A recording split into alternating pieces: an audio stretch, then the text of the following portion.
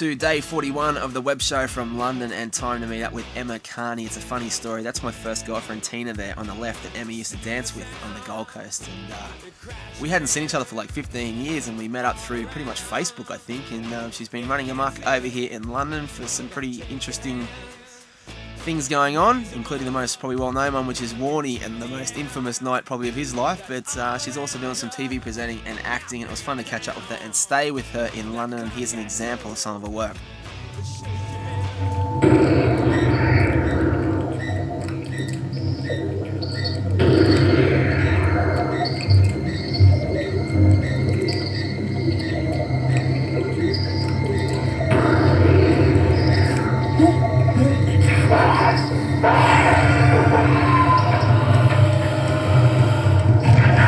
Yeah, a very convincing vampire, and here she is as a zombie.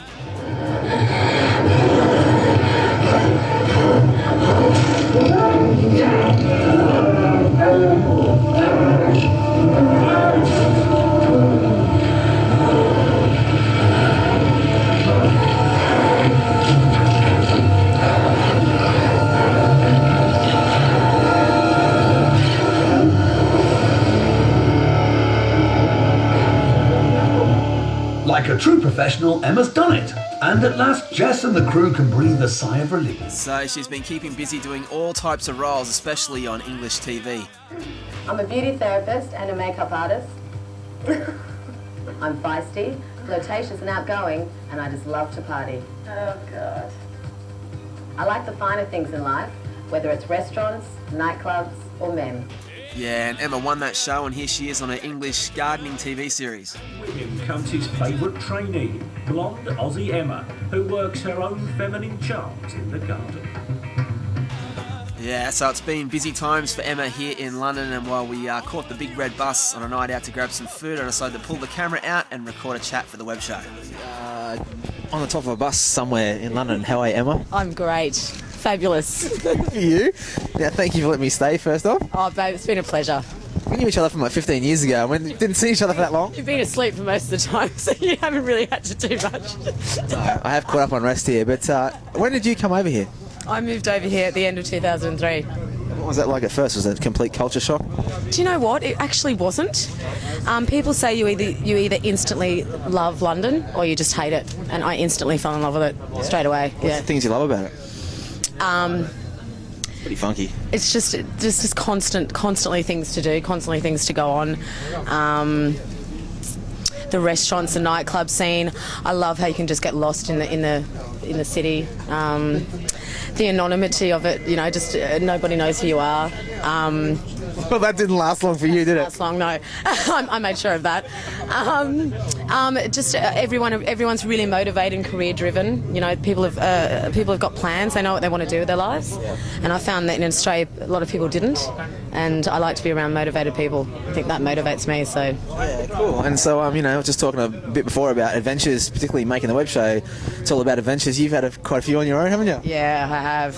Some good, some bad.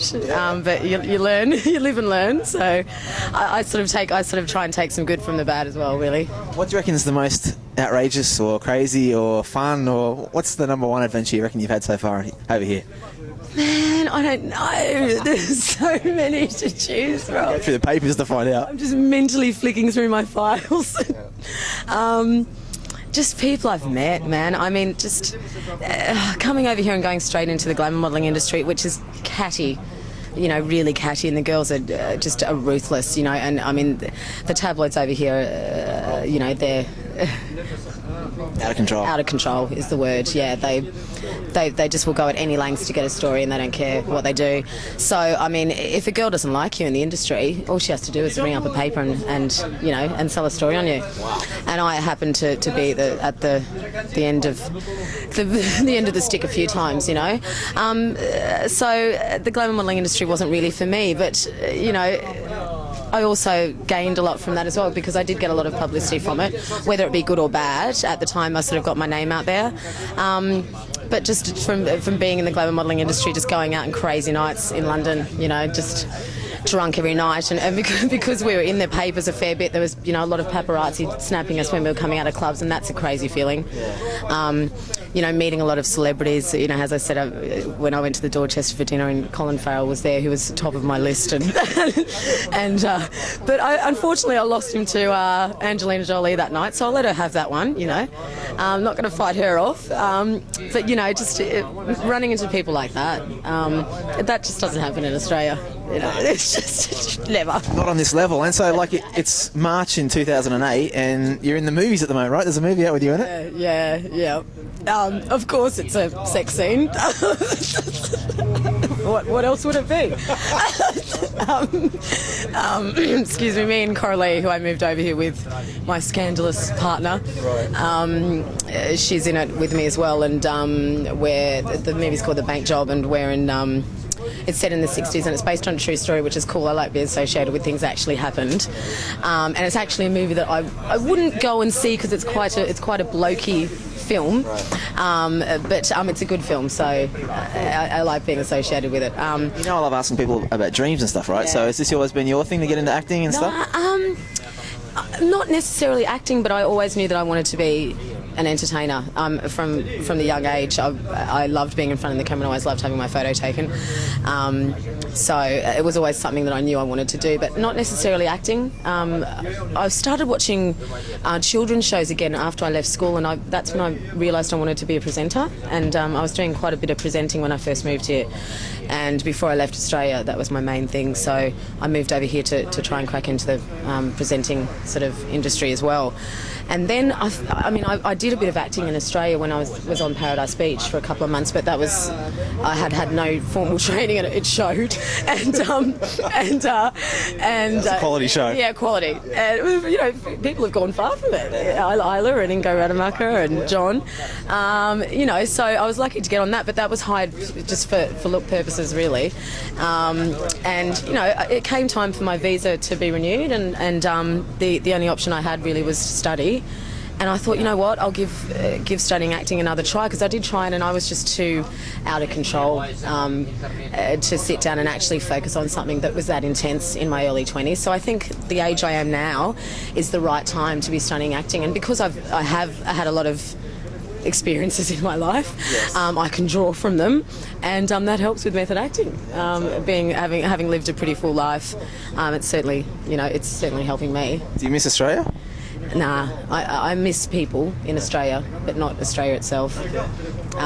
It's just way too slow for me. I can't handle the pace. Yeah. Even when I go there at Christmas time, I'm there, and I'm excited to go there, but then after the second day I'm like, what?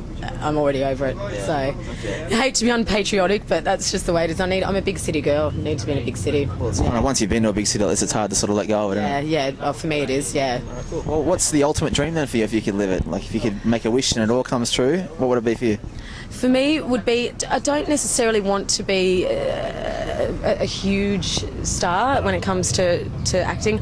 I just want to be recognised for being quite a good actress. I'm really into art house and independent films, so I prefer to do more of sort of character-based roles. So, whether I go down the independent route, that would be, a choice I have to make.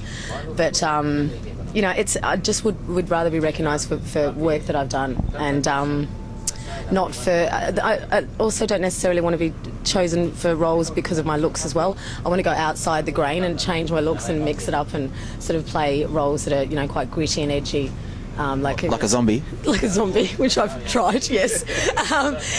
Zombie, drug dealer, beaten housewife, something like that, Yeah, edgy sort of gritty roles are ones that I would like to play. Awesome. And, whether it be in London, whether it be in the States, just to be getting roles I'd be happy. That would make me happy. Simple things. Don't ask me. Thank you for letting me crash on the couch for the last couple of nights. It's been fun. That is fine. Just prefer you to be up a little bit more, active. I've got to rest up. We can stop the world.